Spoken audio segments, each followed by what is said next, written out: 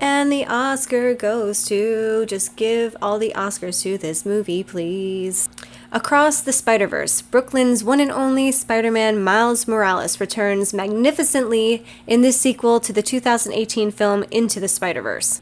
Production design, art direction, script, everything. Just take it, take it, take it. I'm just going to throw these at you because, wow, what a film. I can't believe how incredible that movie was. I loved the first one. I couldn't believe this topped the first one. I was actually surprised to see that there are 3 totally different directors actually that directed this. It looked so seamless, and you could not tell it was a different directing style, in my opinion. One of the things that really shined throughout this movie was the portrayal of the family dynamic and Miles's parents. I love that entire scene that was done with his mother and him on the rooftop. I love when she says to him, "Don't ever let anyone tell you you don't belong," because that becomes such a major theme in this. And it is, he is a Spider-Man, and just because his story and his origin story is completely different than the others doesn't mean he isn't Spider-Man. And I think there are so many layers of what that is absolutely trying to say socially. Their family dynamic is just absolutely precious, and you could really see how much of a team Miles's mom and dad are in raising him and wanting the best future for him. I love when Miles is at the guidance counselor with his parents and his mom gets so pissed that he got a B in Spanish because she's from Puerto Rico, and he's like, "Oh, I had just skipped some classes." I think a lot of the humor came through not only with Miles dealing with his dad, but a lot of it also returning of Peter Parker, his mentor, or the worst mentor ever. I loved all that stuff. I loved him with Mayday, his baby. I love the fact that you got to see he was happily married with Mary Jane, and they have a really adorable family, and I thought that was just precious. Every time she pulled over her knit beanie Spider-Man mask, I thought that was just so cute. I do want to talk about the spot, but I at first want to address the artistic direction and artistic choices they chose, because they were huge risks and they completely were pulled off.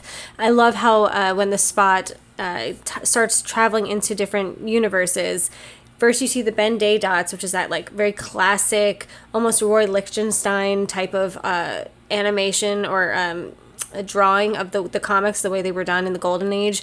Loved that. And then all of a sudden, right after that, you get into Lego Spider-Man, which is fantastic. I did not expect that at all. And then to even amp it up even more, even if you don't like Venom, or you do, I know the first one was much better than the second. Then they get into the real Venomverse, which was just the coolest thing to see. And I do kind of feel like the Spot might not die in the third film. I mean, I kind of feel like he is that playful Joker villain to Batman. And since this is a spoiler review, we can candidly discuss the fact that they even showed in the web of all the different universes. We saw Andrew Garfield. We saw the upside down kiss from the Tobey Maguire film. I think it was just so genius to do this. It's you could say it's fan service, but it was so intelligently done. It wasn't just willy-nilly, let's just throw out little member berries and references to things that they know we all love nostalgically. I think it was just so purposeful. I love how they incorporated for Spider-Punk that tangible newspapery type of aesthetic that went in and out in certain scenes. Very cool, really fun character as well. I think he was incredibly enjoyable. I couldn't always understand what he was saying, but I still liked it nonetheless.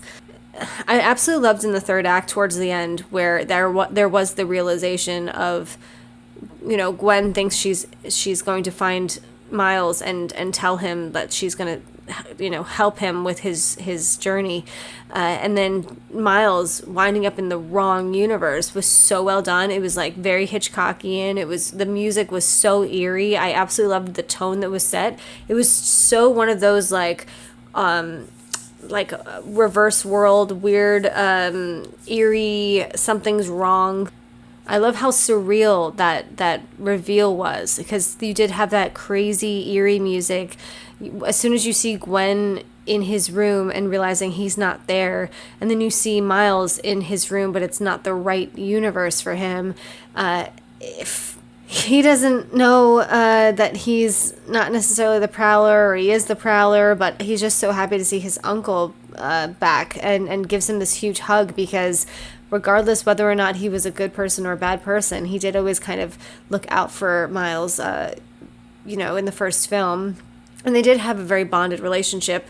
So that was really, really well done. And then, the whole asking, oh, you took your braids out? And as the audience member, you're kind of like, oh, okay, well, like, and then being able to see that Miles is now, in this universe, the ultimate villain. He is the Prowler in this universe. It's not his uncle, and it's his dad that died. I absolutely love that. And they made, Miles in this universe someone that you really can't reason with. He has that wall up that, when he says, our dad is still alive, and we can help our dad, he's still alive. And he's like, your dad, not my dad. It is like, there's no getting in there with any type of empathy or sympathy with this guy. And it is kind of a commentary about, what happens when, in some cases, not all cases, when certain people aren't raised with a father or any type of mentor or positive influence in their life.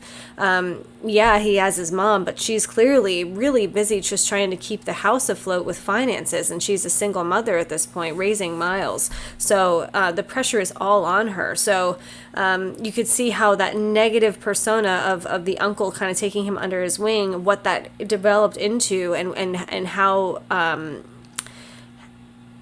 drastic that change was for that character, because he could have been like Miles in this universe. He could have been wanting to study at Princeton to become a physicist. So it is very interesting how that is a big commentary on not having that one person that has the time, the guidance, the positivity, the goodness, the belief in you, someone that believes fully in you, someone that's fully invested in you, because you can tell in Miles's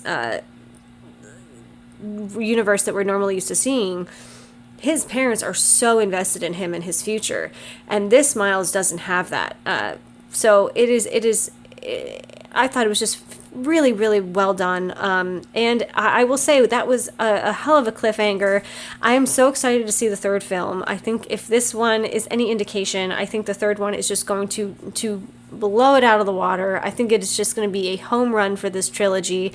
I am so excited to see what happens. I really love Miles. I'm not saying Miles is the ultimate Spider-Man. I think both Peter Parker and Miles Morales can both be the best Spider-Man. Like, I think they can all exist in the same universe and same space. They set it up in that initial guidance counselors meeting with, I think it was voiced by Rachel Dratch.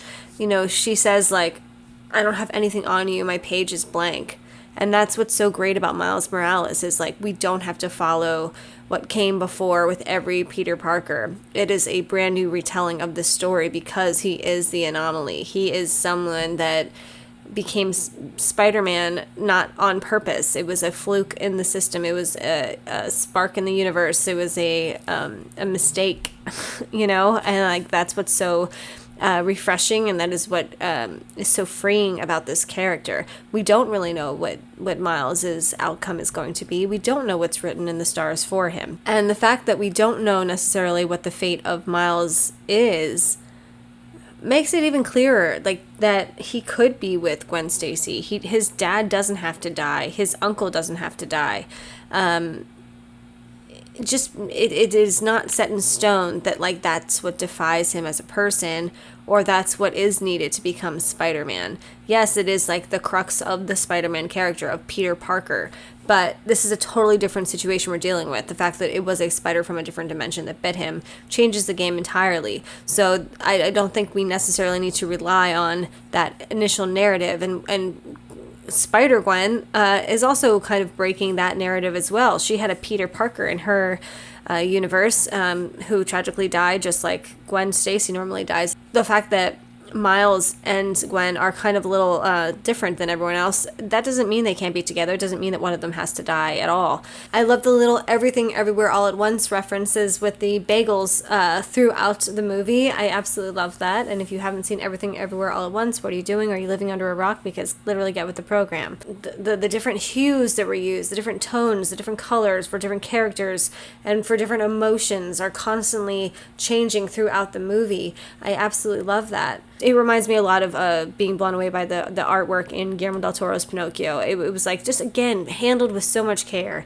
I love that. I think that the audience really appreciates that, and it blew my expectations. I know it blew a lot of people's expectations out of the water, so I'm really excited to see where it's going. Any frame you could just hang up in a wall, and it is just a beautiful piece of art.